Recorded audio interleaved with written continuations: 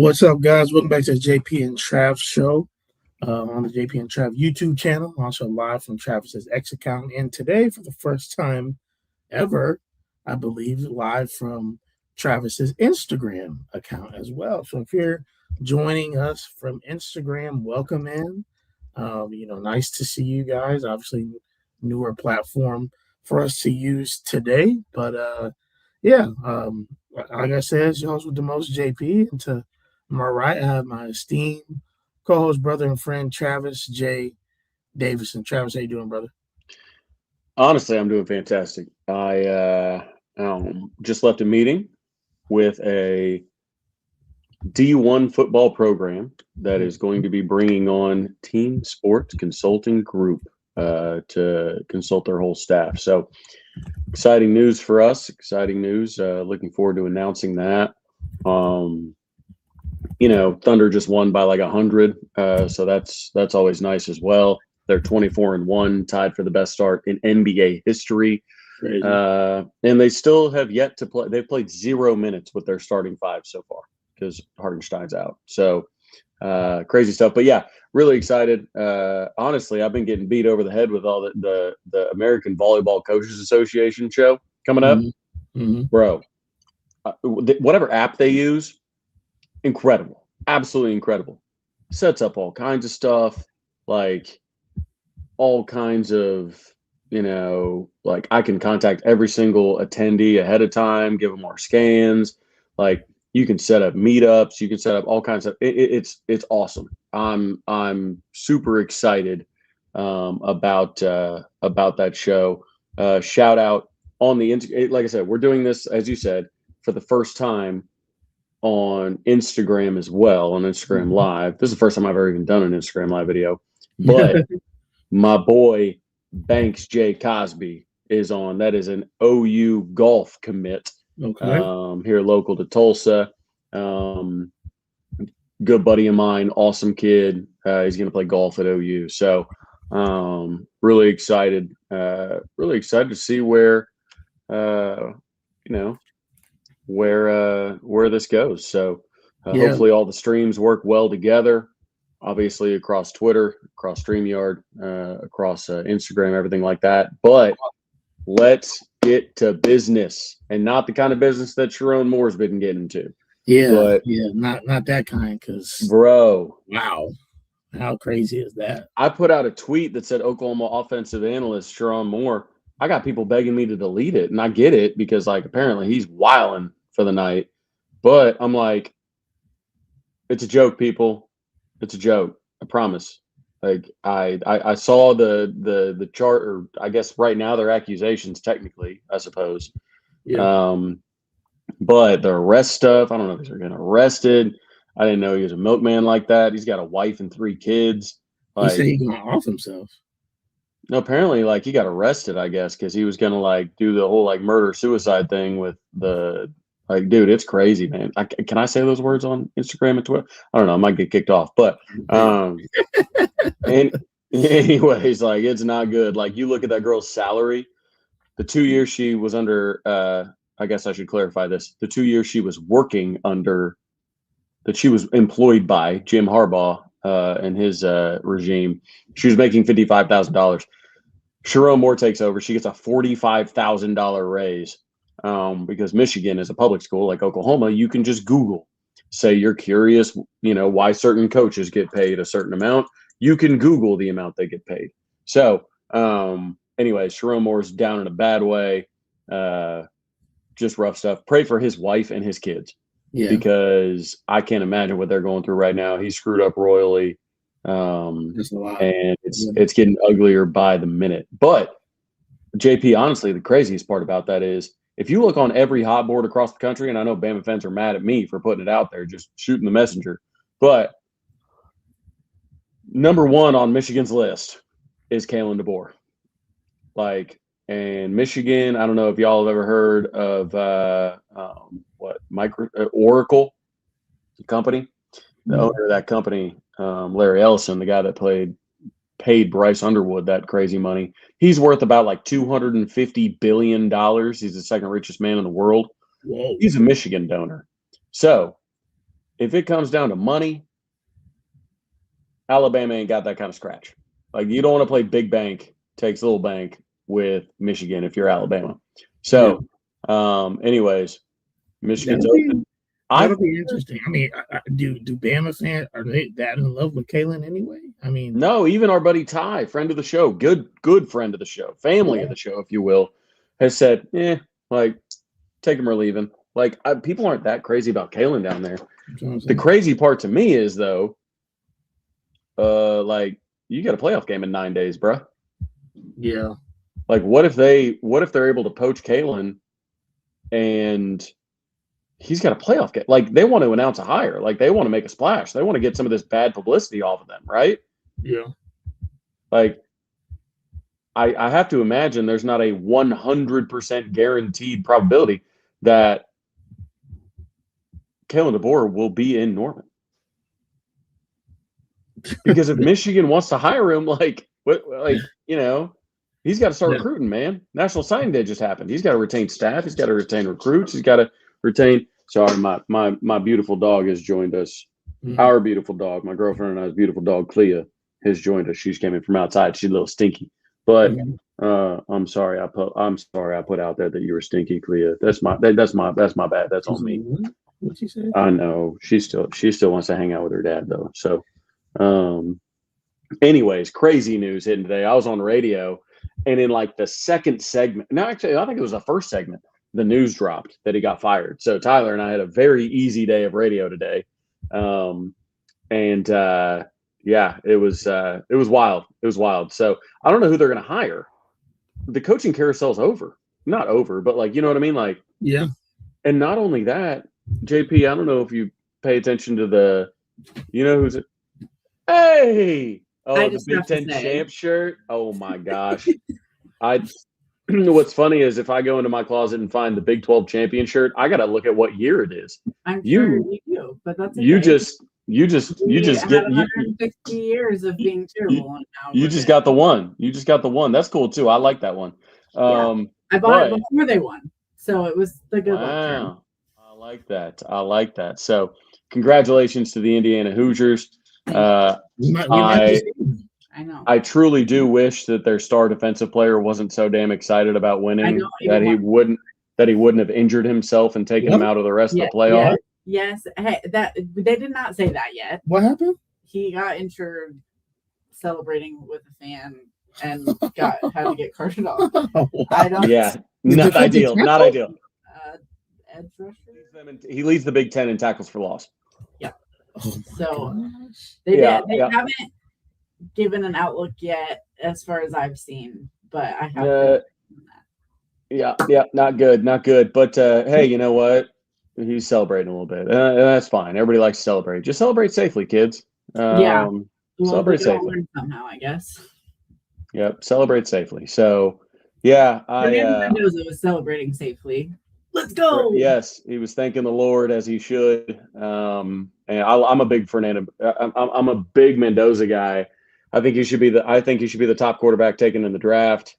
He's big, strong, big arm, like big time. I mean, talk about that deep ball in that Big Ten championship game they threw out I mean, on the money, like ballsy call, from Shannon, Signetti, those guys. Like, oh yeah, it's just good. They got a good thing going on. So I like me some Indiana Hoosiers. For this next part, Kirsten, I'm not sure you want to be in the room, but I'm glad that we got them on our side of the bracket and Ohio State and Georgia are on the other side of the bracket. Like, from an athletic perspective, like, I'm glad that Ohio State and Georgia, if you're Oklahoma and you have to win 4 games in a row, you don't want to deal with the physical toll that the athleticism of Ohio State and Georgia can. I mean, Signetti can dial it up, Shannon can dial it up as much as they want, but I'm glad you guys won. I was rooting for you guys heavy. I don't know if you saw the tweets. I was rooting for you guys heavy. Yeah, I was at a buddy's birthday. We were over at his house on Saturday night. We were playing games, having drinks, and on my phone the whole time I'm watching the Big Ten championship game, rooting for the Hoosiers. We went to our friend's house who is a huge Ohio State fan, and he's sitting behind me, and Jalen's sitting in front of me, and they line up for their 27-yard field goal, and he just goes, "What if they miss?" And he just shanks it left. And I could not stop laughing because I just knew our friend behind us was unwell. Well, I mean, that's what you get when you don't have SEC Special Teams Player of the Year, Tate Sandell, on your team. Or literally, I don't know why they kept him after last year when he lost them the Michigan game. Yeah, well, you know what? Sometimes egos prevail, so they think, hey, everything's fine. But speaking of all SEC honors, man, they got a whole bunch of them. They do. 10 players on the SEC All-Conference team. They only had 3 on the preseason teams, and Jaden Ott was one of them. So was it 3? Was it 10 or was it 11? I thought it was 11. Well, the reason they're saying 11 is because Isaiah Satania made it as both a returner and a receiver. Okay. So as far as the actual person is involved, it's only 10 people. The selections, technically 11. So looks like Doug Deacon, our special teams coach, should get a raise because he just got his returner, his punter, and his kicker all on the all-conference team, and his snapper. Ben Anderson got on there too. So your snapper, your kicker, your punter, and your returner, the 4 special teams players that are the only people that have slots, all made all-conference team. Yeah, and first team, correct? Doug Deacon's agent is saying, "Show me the money, big dog. We just had the best special teams unit in the country, so show me the money." So we'll see. But Kirsten, I do love your Big Ten shirt. It's very nice. Thank you, and I hope to see you guys on the 1st. But we will. You gotta beat Alabama first. Yeah, you know. I know. We keep Alabama doing it. plays like they did against Georgia, the easy money. Well, and if Alabama plays like they played against Oklahoma, turn the ball over 3 times, we'll take that as well. We'll take that outcome as well. Absolutely. They have a large upside, but also a large downside. So, but I'll leave you to talk about all the other things. I just had to show up. Oh man, and we're over here on. I flipped over to the Instagram tab as well. We're over here. My boy Chase Giss. I believe Chase might have been the guy I met who was doing media from. I think he was one of Bauer Sharp's guys. Okay. Out there that I met. I sat next to him at the LSU game. I believe that's him. Chase, you'll have to correct me if I'm wrong. But he says, "Please beat Bama," from an LSU fan. Gave us the prayer emoji. So we'll do what we can. We're going to try our best. And my boy, James Whitcomb. Tell you what, one of our good buddies down here in Tulsa. So I'm sure I'll be seeing him soon. It's the holiday season. So you want to say it before you head out? He trying to kick you out of the room? Wow, crazy. No, nothing crazy. I'll keep my expectations level. You gonna say bye to Travis? Bye, Travis. Bye. Tell your beautiful daughter I say hello as well. I sure will. Oh.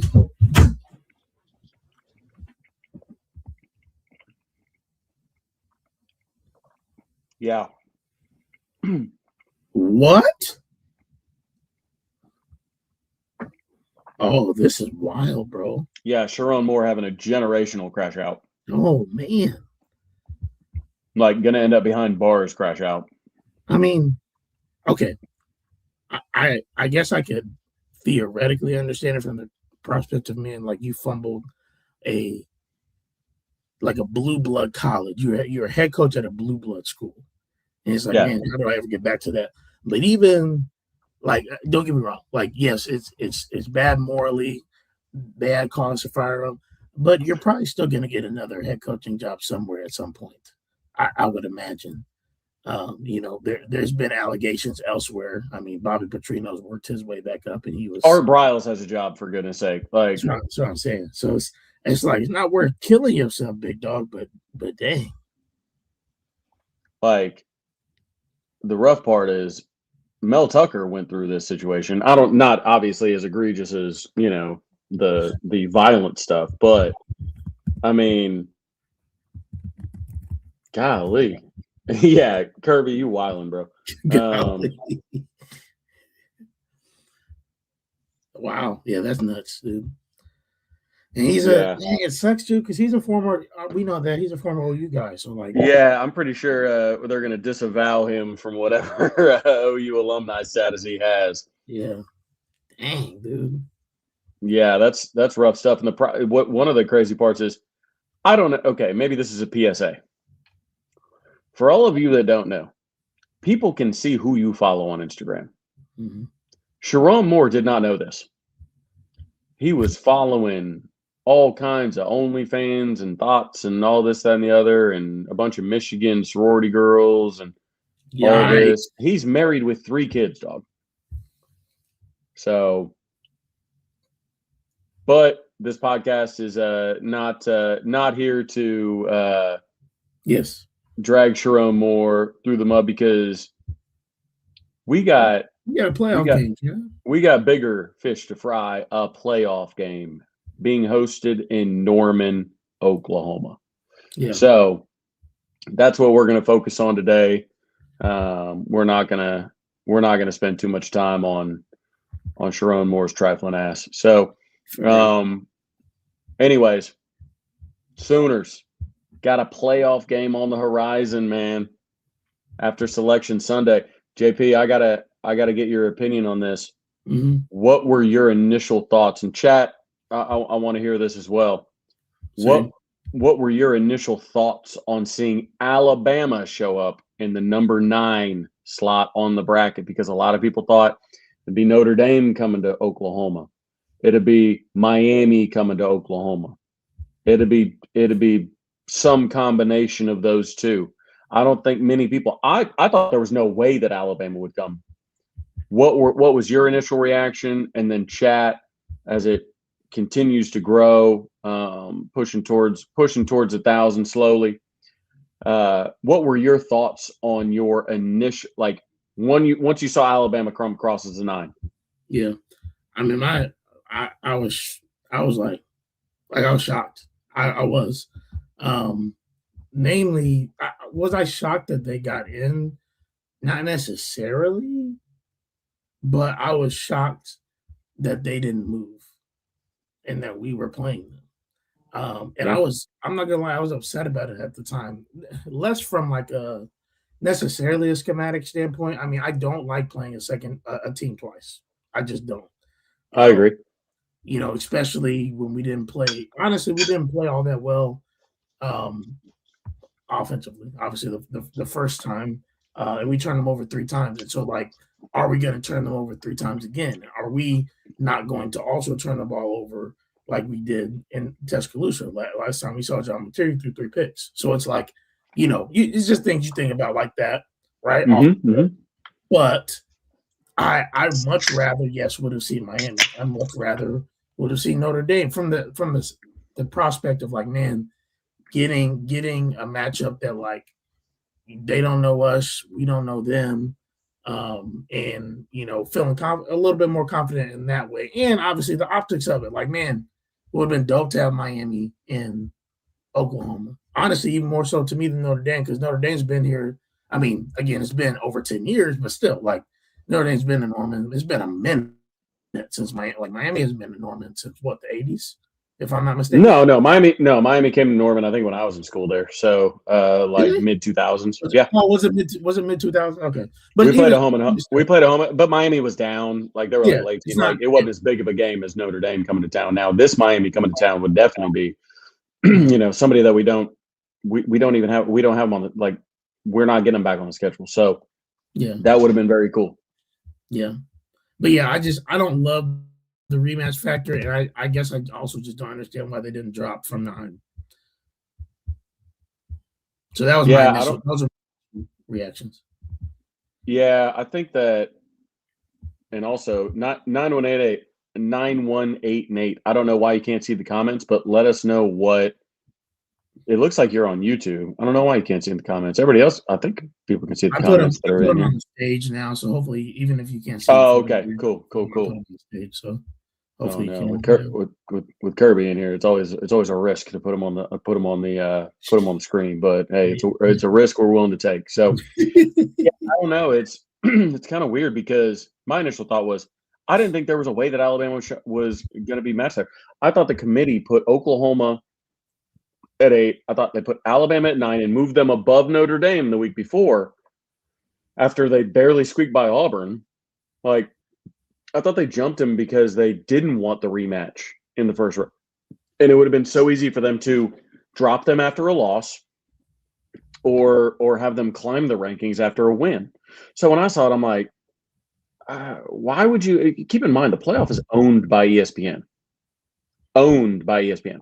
So why is it that you would want a game that you just had on your network? Like, you just had it. Like, I realized it was a massive draw. It outdrew Georgia, Texas. Like, I get it. And it's going to draw crazy on a Friday night. But why would you not want a new matchup? Because even if you put them at the 10, an A&M and Alabama matchup would have been a new matchup. New matchup this year. Yeah, like I don't know why, but hey, is what it is. What was your guys' comments? And then obviously Kirby shares him right there, but were you shocked to see Notre Dame left out? Once they put Bama there, like I was more shocked that they didn't leave it how it was and put Bama at 10 and Notre Dame at 9.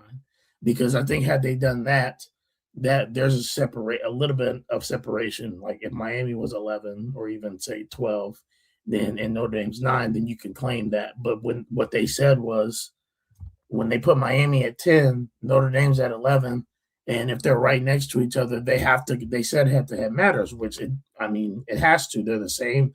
They have the same record, and Miami beat them. And so you're setting a terrible and even worse precedent if you let Notre Dame get in over Miami, even though Miami literally beat them head-to-head.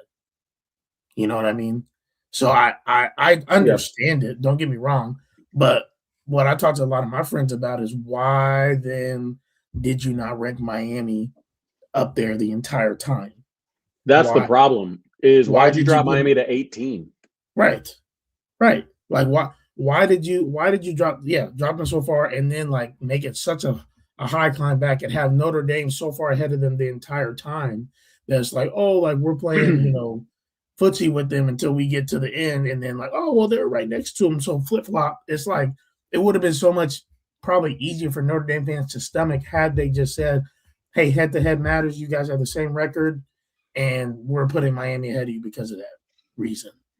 Yeah, and that's what they did. They pulled the rug out from Notre Dame, and look, it sucks for Notre Dame. Texas fans, Trev, they being whiny. It sucks for Notre Dame, but God, the egos on these dudes. I mean, I've never seen anything like it. The AD's gone on this press tour to tell everybody how ACC damaged, irreparably damaged our relationship. We had the most dominant 10-game run in college football history. Bro, they play 12 in a season, and it's amazing that you left out the 2 games against any notable opponents. You lost both of them.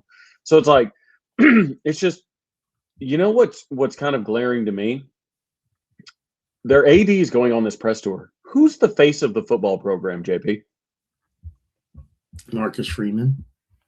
Anybody got video of him going on a media tour? Anybody got video of him even commenting on it? Nope.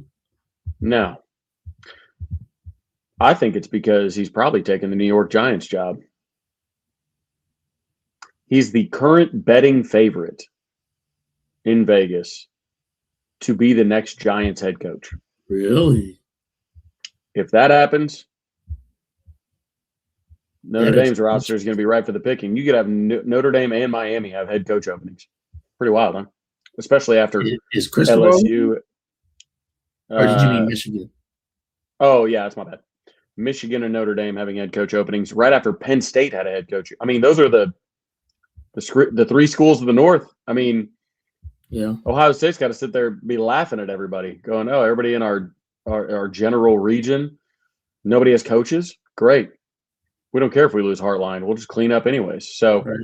Trav, if I could really quickly say this as an aside, completely off topic, you want to know, people talk about OU's X. We just say, let's just say OU Twitter, right? We talk about it as this entity. right? We've known it. We've benefited from it, Travis. We've been here multiple years now. We saw what happened with the spaces, right? It's not a like myth. It's real. And you want to know why it's real? SEC Unfiltered right now is going live. Okay. They have 900, streamers. Real nice, real good. Okay. Our buddies OU Insider right now, 1.2. Us, 1,000. So two separate OU shows are both outdoing SEC Unfiltered. And SEC Unfiltered has more followers than both OU Insider and Travis. So it's not like, oh, they have less, like they have like 80,000 followers. So this is what OU Twitter does. I'm just saying, I'll just be honest, Yeah. And we love our SEC Unfiltered friends, Chris Phillips. Absolutely. Dude, see Philly.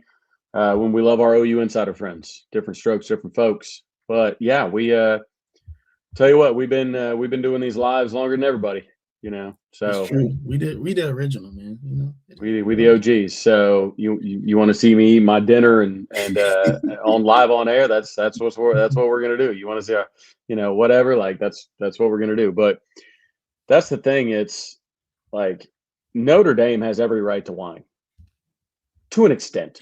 Yeah. To an extent. You should have taken care of business. Just be better.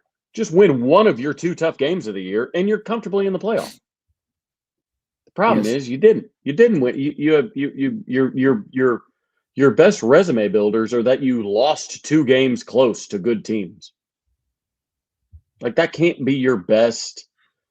That can't be your best foot forward. And I just think it's disgusting that they opted out of the bowl game as some threat to be like, haha, we'll show you. The other teams that are opting out of bowl games don't have coaches. Yeah.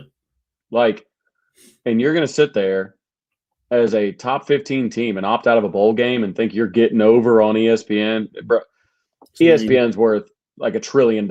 Like Disney company, ABC, like they're worth more money than people can even imagine. So, like, there's no frame of reference for it. They're not going to miss a Notre Dame game. Like, I'm sorry. But, God, the victim ego in these people, it's incredible to me. It's, oh, we've been wrong. We're going to show you. No, nobody's going to miss you. All your seniors are going to say, wow, thanks a lot, AD. Thanks a lot. You made an emotional decision. And now the last time I played football, I didn't know it was the last time I played football. And you're going to miss out on that. Like, there's no goodbye to them. So I just don't get it, man. Like it's such an ego entitled group that just frankly needs to get over themselves. Like they've got the best setup in college football. They make their own schedule. They have their own TV deal. And they've let it get to their head so much that they think that they should just be able to get invited to the playoff. Now, and next year, they're already in the contract that if they're in the top 12, they get an automatic bid. Like, that's nuts, dude. Well, I hope Marcus Freeman leaves their entitled asses up there in South Bend. I hope he does. I hope that Michigan hires somebody, and whoever Michigan hires from, I hope they hire somebody, and then I hope Marcus Freeman goes to the Giants after the NFL season. And Notre Dame is sitting there going, well, we showed them. Now we have no coach, no bowl game, and all of our seniors hate us.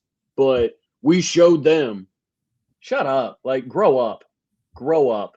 Like, it's embarrassing. Yeah.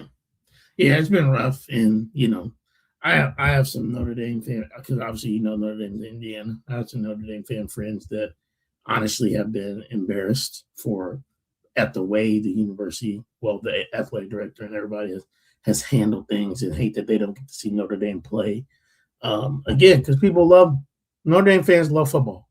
Like, they love football, they love ball. Like that. You go to Notre Dame Stadium, like it's a classic stadium, bro. Like, it's old school, and they're blue bloods. They're blue bloods. They are, and it has dope presentation. Like they have like huge banners of like old, like 1930s, 1920 tickets, like a big programs that they play. Like, it's so dope. It's cool.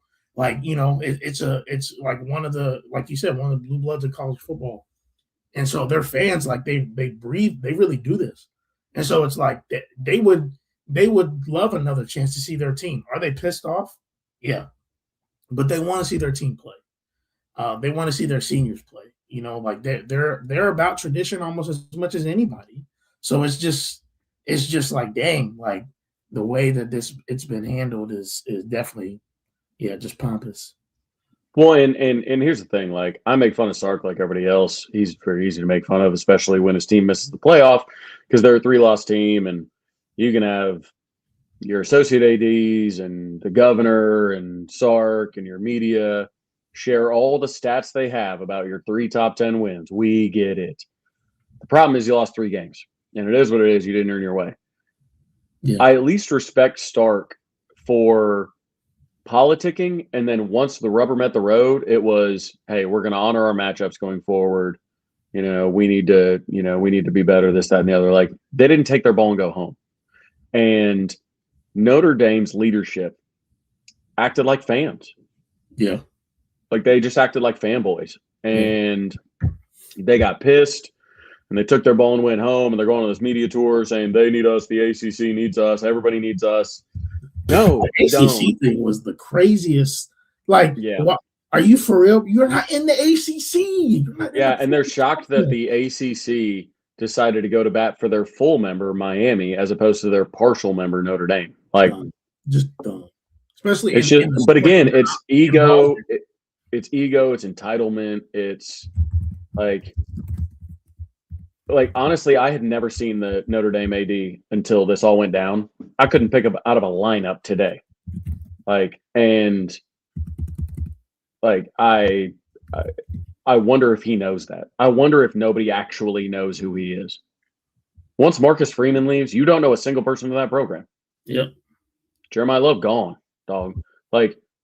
So you look at a program like Oklahoma, right? Josie. He's an institution unto himself. Jim Nagy. Jim Nagy. Brent Venables. Mm-hmm. These guys. Nobody knows Notre Dame's AD. Yeah. You're not done anything. I just, the people that come out and say how important they are when it's the first time you ever see that person, it would be easier. Yes, absolutely.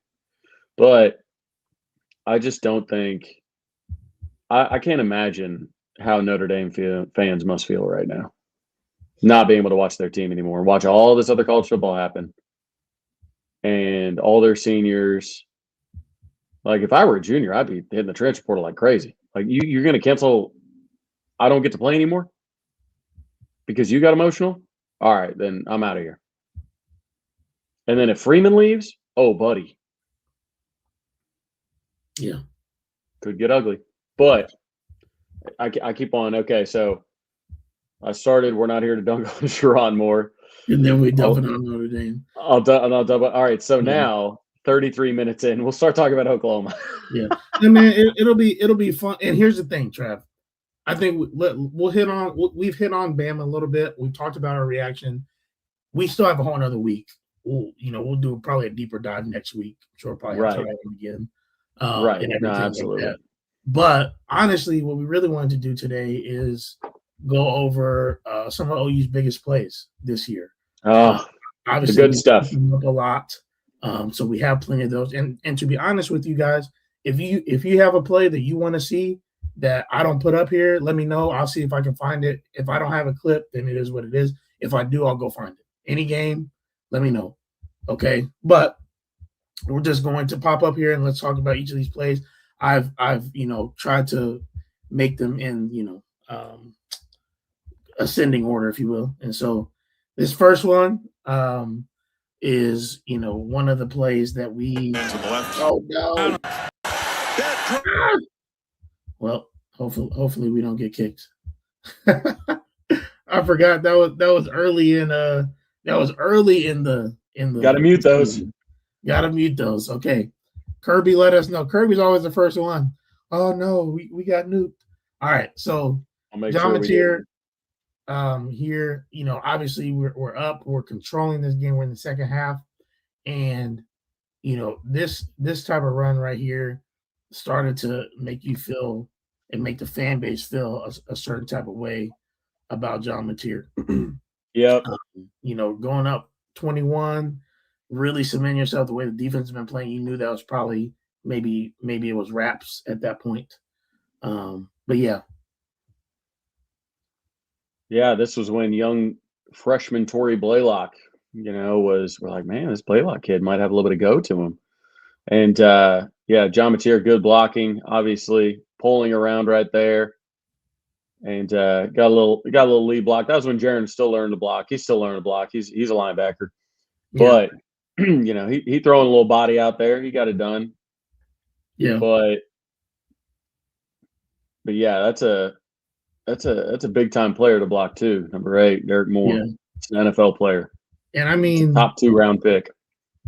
We honestly, Travis, if we get, it's been 3 weeks. I don't know how healthy he is or not. I know they've been focusing on him being a pocket passer, right? Like, and honestly, in my opinion, a little bit of that to his detriment, because they cannot, like, I'm all with him being more, polished in the pocket. Don't get me wrong, but they also, like, they didn't bring him here to necessarily. They knew he wasn't that when he got here. Like, yes, we can develop some of these things, but you also have to let him be who he is. And I feel like a part of that, even at the LSU game, like the C's open, like the middle of the field is open, brother. Like, I understand we're trying to hit on bigger plays, but sometimes getting 12 yards is great.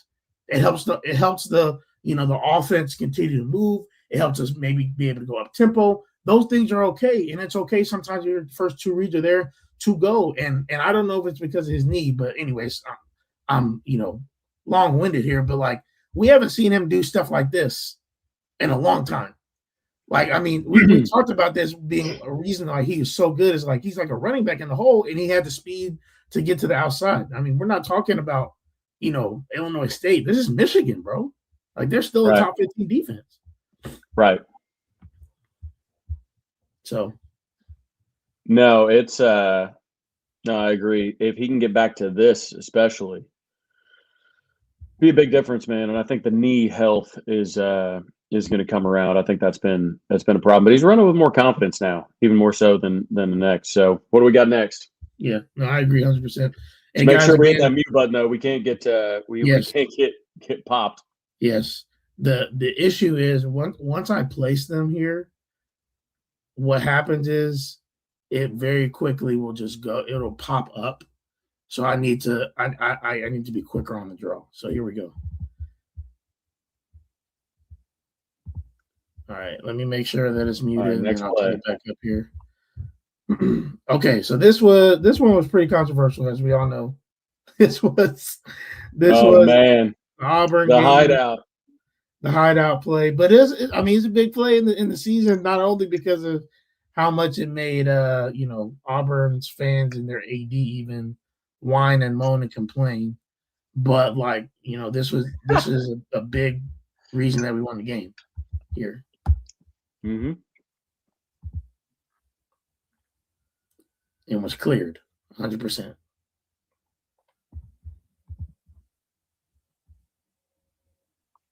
What up, Connor?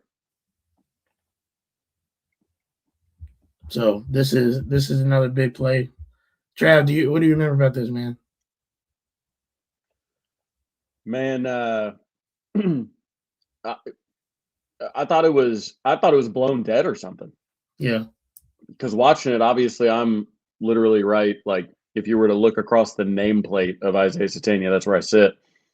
So I'm like, I thought it was a blown play. I don't know, it was deception, or I don't know what was going on. So, anyways, I'm like, oh, it's, they're going to call it back.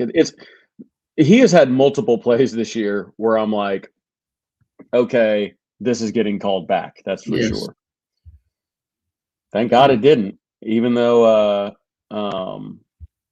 even though Auburn got very upset that it wasn't getting called back. And honestly, like, this is where I think we have too many people involved in talking about penalties. I really noticed this during the NBA playoffs for obvious reasons. The commentator's job is not to every single play talk about what's legal and what's illegal in their opinion.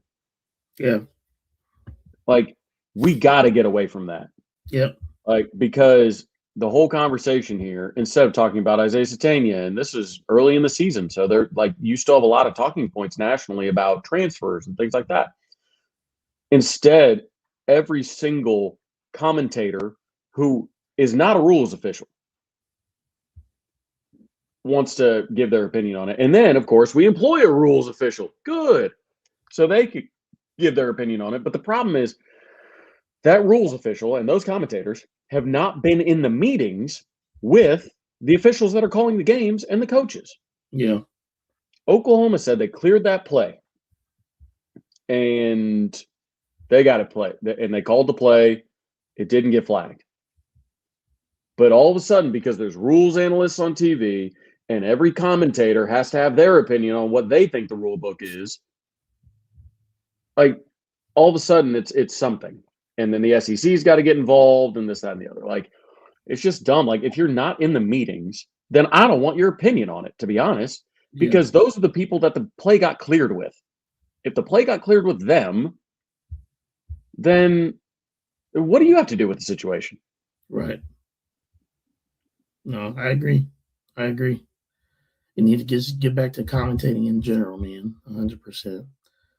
Next up, we have a couple of plays, a string of plays actually, from Xavier Robinson in this Ole Miss game. And I know, again, this is not indicative of necessarily the game. Like, we didn't win this game, but this is when I felt like we found out that Xavier Robinson could be our RB1.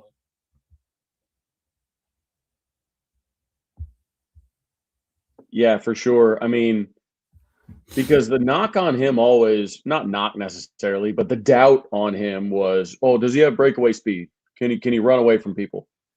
Well, I don't know. When you have a 50-plus run against an SEC opponent, like, I guess you can run away from people now. Yeah. Like, I don't care how it's blocked up. You still have to run for 50 yards and outrun SEC defensive backs. Like, I don't care what angles. If you start in the middle of the field, you got to deal with it. So, I mean, Xavier Robinson, grown man, good blocking. This is when a lot of our run blocking started to kind of gel a little bit. And, I mean, look at these guys. EPL going up, looking for work. That was big time. Yeah. It was huge. It felt like we started to finally find our footing running the ball. Obviously, Xavier had a couple big plays, South Carolina. And then, he came up big here against Ole Miss, as, Torrey had been hurt. And obviously we know the situation with Jaden Ott. But I just felt like these were big plays in terms of that. And that obviously, leads us into, the next week. And we know that this is what started Red November. And so let me add this. And this was a game that, I wish I could go back to, honestly. Like, it just was so fun to be in Neyland for so many reasons. You know what I mean? And unfortunately, this was a play that this legitimately could go down as like one of the top plays in Oklahoma history. Yeah. The top defensive plays in Oklahoma history for what it meant to the season. And obviously we don't know, the season hasn't ended yet, so we don't know how far we're taking this thing. But like, it also is going to go down as like a play that, like, man, you sacrificed your best player for this play. Yeah.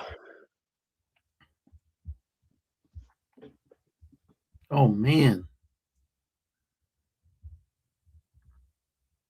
Yeah. It's just like remembering the hamstring that got pulled, everything, man. It's just tough. Trav is going to handle something real quick. He'll be right back shortly. But yeah, what do you guys remember about this play, the R. Mason, and was it worth it? Like we made it through Red November without R. Mason, which is even crazier to believe. And I think we should be getting him back for Bama next Friday. But like, was it worth it to you guys? Do you think, like, having him gone the last month of the year for this play, or would you rather him have not gotten hurt on this play and us still found a way to win this game? Kirby says it's only worth it if he's back. I hear that. I do. I really do hear that. Yeah, I mean, I had my headphones in the whole time. So, Okay. whether it's worth it or not remains to be seen, obviously. But, it's hard to argue against it right now. Obviously, see Taylor Wine step up, see PJ and Marvin Jones Jr. and, creative blitzes with Kip Lewis and Owen Heineke and even corner blitzes with a guy like Devon Jordan against Alabama. It's just this was Oklahoma's first playoff game. Yeah. Like, if you lose this game, your season's over from a playoff perspective. So, this play, it, like CB Sooner said, kickstarted Red November. And, when you look at what followed that, you have to say, sorry, R. Mason, it was worth it. Sorry, but it was worth it. And hopefully he can come back for this version of the Bama game. Because I'll tell you what, Ty Simpson, he didn't want that draw. And then now he's got to deal with this defensive line and perhaps them adding their best defensive player back. That could be a problem. No, 100%, bro. And that takes us to, as you said, the next week. And I obviously, we know what happened the rest of that Tennessee game. Peyton made a great play. Xavier had that long run at the end. And if you guys, again, let me know if there's a play that you guys want to see that we missed or that you'd like to see, and I'll see if I can pull it up. And if you guys want to see that run, I'll put it up here. But the next week at Alabama, and obviously we're going to, play them again next Friday. This thing right here, man, like this allowed us to have some breathing room early, and it really cemented our defense, I think, as like, hey, they are legitimately a top unit in all college football, because we knew that about defensive line. Our linebackers, even, like everybody talked about our front seven. Mm-hmm. The defensive backs were the ones that they said, hey, we don't know about them. Like sometimes they're shaky. You can PIs early. We really don't have a bunch of turnovers. And then once Red November started, man, they said, all right, bet, and locked in. Yeah, and this play obviously started with the pressure right at the middle. I mean, an unblocked Kip Lewis coming straight up the gut is hilarious. Like, I just can't believe Kip had no SEC honors either. Yeah, I know. Well-timed blitz. It was great, and this is why when people are like, I don't know if they can replicate the 3 turnovers, like they forced these turnovers. Yeah, this is not Bama dropping a snap or just running along and throwing the ball into the middle of the field. This isn't a batted ball that just happened to fall into Kip Lewis's hands or anything like that. He threw it to Eli Bowen because the pressure was in his face, and Oklahoma called the right defense. Like, it is what it is. Like, that's why I think it's a bit more easy to repeat. Obviously, Kirby just asked about Ty Simpson's injury. We'll see. It's squarely in the rumor field right now, but there are some people saying that he has like a herniated disc in his back. I'm not putting any weight into that until I hear it from somebody a bit more reputable than message board geniuses and some Bama burner accounts. But I'll tell you what, even if he's got a little bit of a sore back, the last people he wants to see is this Oklahoma defensive line, like this Oklahoma front seven. Yep. Not at all. Like, not at all. Like the fumble cause. My favorite play of this game was the fumble caused by Taylor Wine. I mean, I think that was, you talk about a violent hit. That was it, man. He smoked him. I mean, look at this. Boom. Just, oh man. And fell on the fumble. Didn't have to worry about it. And big old Grayson Halton. Full Superman. Yeah. Look at his face right there. I mean, yeah. He's done, bro. This is not what you want to see at Oklahoma too. Yeah. Crowd's gonna be crazy too. Ooh, crowd gonna be wild. Best home environment since I don't know when, to be honest. Yeah. I mean, it's a playoff game. Mm-hmm. It's going to be tough because I got to do radio afterwards, and Taylor I Warren need is second team all SEC. Think about that. Think about that, draft. Like, if you would have told us before the year that we have, I think everybody knew R. Mason was going to be all SEC at some point. Did people believe that SEC would allow him to be first team? I don't know. We probably all believed it, and he was right. He legitimately. Yeah. And the thing is, Trav, he didn't play. He didn't play like three. He didn't play like 3.5 SEC games because he was out for the first half. Like 3 quarters. He was there for 2 drives against Tennessee. Yeah, he was out for the first half against Auburn. He didn't play all of Tennessee, all Bama, all Mizzou, and all of LSU, and he was still first team. Like, do you know how good you are when you don't play dang near half of the league games and you're still first team? And then do you know how good the other guy is that basically is your replacement and that he gets second team as a sophomore?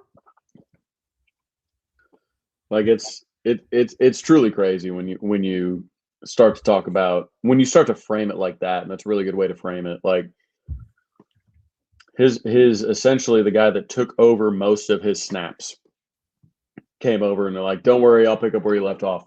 And that's why it's so exciting. Like, if Oklahoma's able to get R. Mason Thomas back and you get a fully realized Taylor Wine. Oh my gosh. I mean, dude. Ooh, that's special. That's real special. Yeah, it is. It is. Yeah, I'm excited to see. Hopefully that that gets to happen.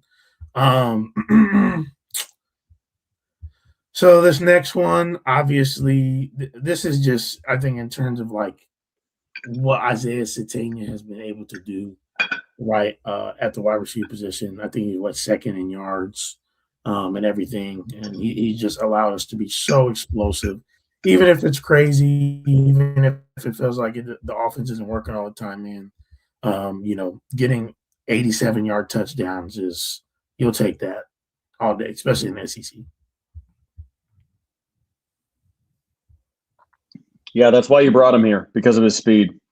I mean, Oklahoma oddly ranks decently in like explosive touchdown plays because they can't do anything else. It's like 3 and out or explosion. It's one of the two. Yep. No sustainable drives. That's 100% us, man.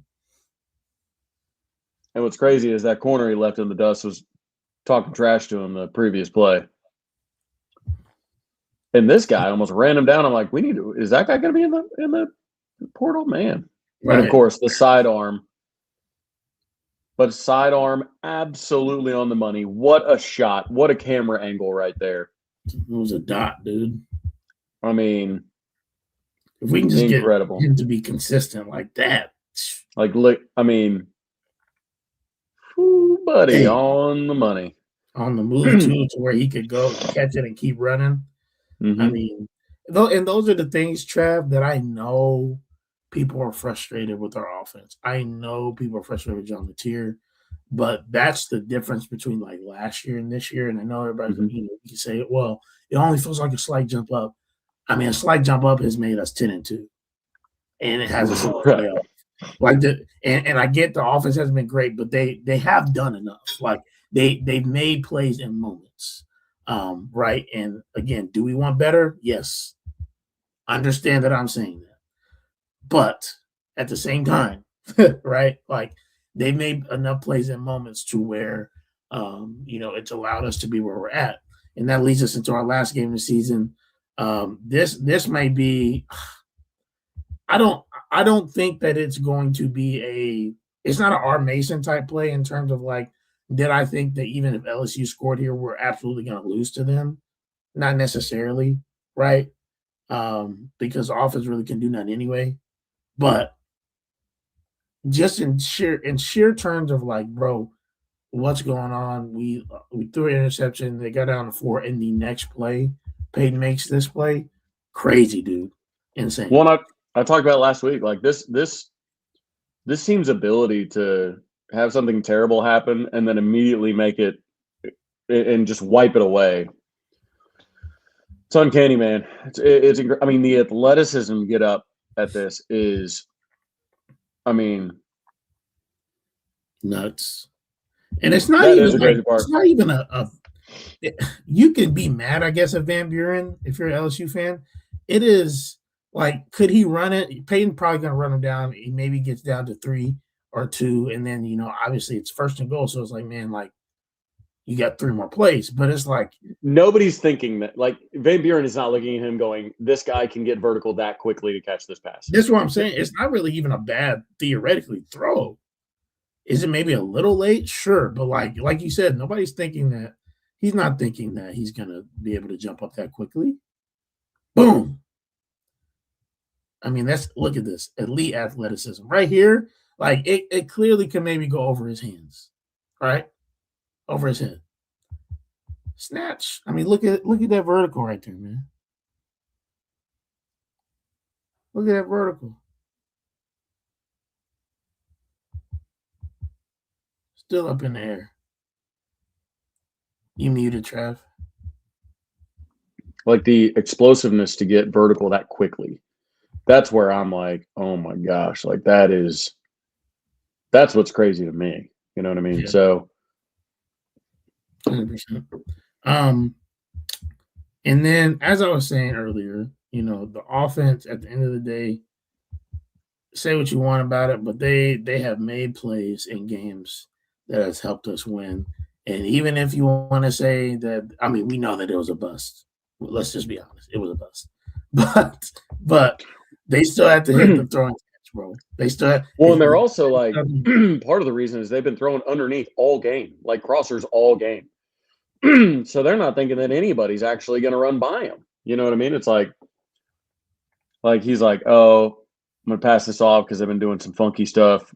No, bro just kept running. And I'll tell you what, man, that stadium, God, it was wild. We were came alive. It was, yeah. I mean, it's the loudest I've personally ever seen it. And, I'm not been at every game, obviously, but like been to a few, and I can't remember it being that. Okay. The last time I can think of to a game I've been to was 2012 Bedlam. When 2012 Bedlam was good. Brennan Clay scored. Right? Like that was pretty loud. But honestly, I think this one was louder. Because this is for it's a chance to go to the playoff. You know what I mean? This means everything. That was, we beat the Pokes all the time. That was an exciting play. But and it's different when like that 2012 offense, like they scored a bunch. Like they didn't have a problem scoring. It's different when you've struggled all day to move the ball on offense. And then finally, you get the big play. It's like, it almost feels like when Oklahoma made a big defensive stand under Riley. It was like, oh my God, we're not used to seeing this. Yeah. And, with this, we got a random Miami fan in here. What? Like talking about how great Miami was. Yeah, Miami had a couple of good decades, but nobody's ever cared about Miami outside of like the 80s and 90s and like 01. Like, who's chasing Miami? Be for real. Miami has 5 claimed national titles, all within 18 years. They were incredible in those 18 years. But nobody's cared about them outside of those 18 years. They've never made an impact on college football outside of that for the most part. Yeah. And I say that as like the U in the 80s was dope. Like I enjoyed it. I mean, I like the documentaries. Obviously got a lot of respect for that program, the coaches, the players, everything like that. But I mean, 80s, 90s, early 2000s, they were awesome. But they played their first season in like the 20s. For 60-something years, nobody cared about Miami. Yeah. And I still don't think they've won the ACC. Have they won the ACC yet? Mm-mm. They've been in the ACC, 20 years? Still haven't won it, something like that? Mm-hmm. Yeah. Mm-hmm. Miami not a factor. Miami not a factor anymore. But we'll see. They can go this year, bro. They can go beat A&M. Go beat A&M. Yeah. We'll see. Go work up that side of the bracket. Go beat A&M, then beat Georgia. The last thing I'm gonna say, or I wanted to point out really quick before we head out, is I agree we need to win. I know it doesn't look great to go 0-5 or 0-4 in bowl games, but to be honest with you, like I don't care about the bowl games. Like half the bowl games are, pageantry contests anyway when you're playing with half depleted rosters in this era. Honestly. Yeah, this era's bowl games just like I would be pissed if Josie canceled a bowl game because we didn't get our way. Yes. But like I would be totally humiliated. But like I still think a lot of that banter just lives on Twitter. Like, you know what I mean? Like nobody cares about bowl records in 2025. Yeah. I do want to win a college football playoff game. But we keep but it's because we're chronically online. Like the average OU fan, people aren't walking down the street saying, "Oh, you haven't won a playoff game." You know what I mean? It's like it's just people who talk online. Like that's the only people that matters to. I would love to win a playoff game for sure, but I'm not still paying for Lincoln Riley's failures. Like in my daily life, like I'm still not like, oh man, somebody at the grocery store today told me that we lost playoff games under Lincoln. Like it's not happening. That's not how the real world works. Now, rage. But I am online a lot, so I would enjoy it as well. Yeah. Yes, it will be. It will inevitably be that. And I will now be with you guys on this round of Oklahoma versus Indiana. I was obviously on the Indiana side, kind of like divergent, I guess. I don't know. But it's just like, I don't know what God is doing. But, he's just like, here, JP, let me have everything that collide for whatever reason in meaningful games this year. Yeah. It's going to be a house divided there, but. Yes. Oh, yeah. And Daniel Jones. I don't want to talk about it, bro. Now you got Phillip Rivers. The Achilles is just, I don't know. It just must be what Indiana's going through right now. Like, has there ever been like a more heartbreaking fall from grace for Indiana sports fans than the finals?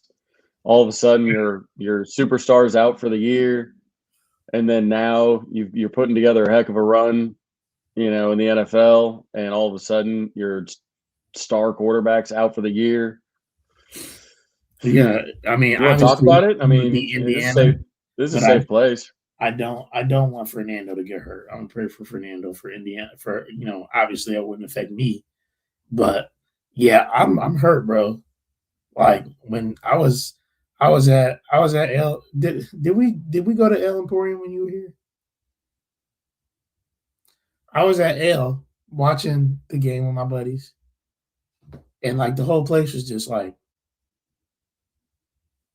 as he's slamming his helmet on the ground, it was like we all collectively flashed back to June when Tyrese is slamming his hand on the ground at OKC, and we're just like, why can't we have like I'm just glad it wasn't Jonathan Taylor, because if that was Jonathan Taylor, like we legitimately, people might have been crying. Like we were upset, but like, yeah, bro, it was rough.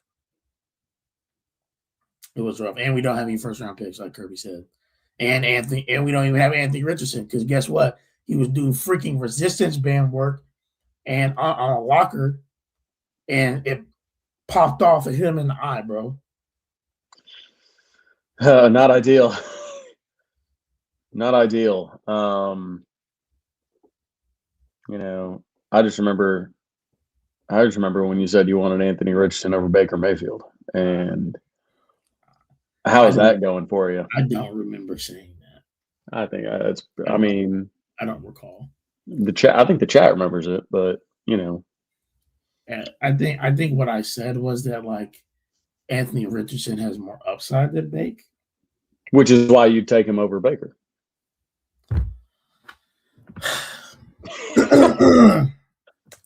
He said it. Yep, we got it. He said it. Shut up, Boomer. I'm 29.